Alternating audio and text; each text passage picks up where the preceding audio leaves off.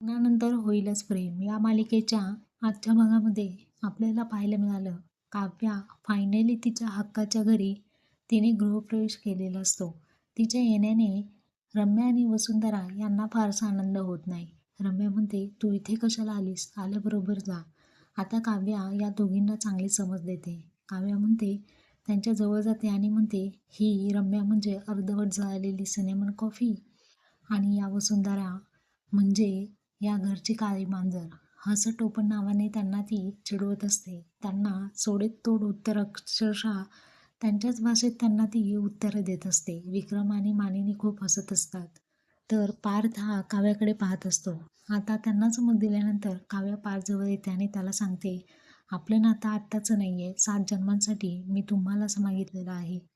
शेवटच्या श्वासापर्यंत मी तुमच्यावरती प्रेम करत राहील आणि ही माझी शेवटची संधी आहे, ती मी जिंकेनच.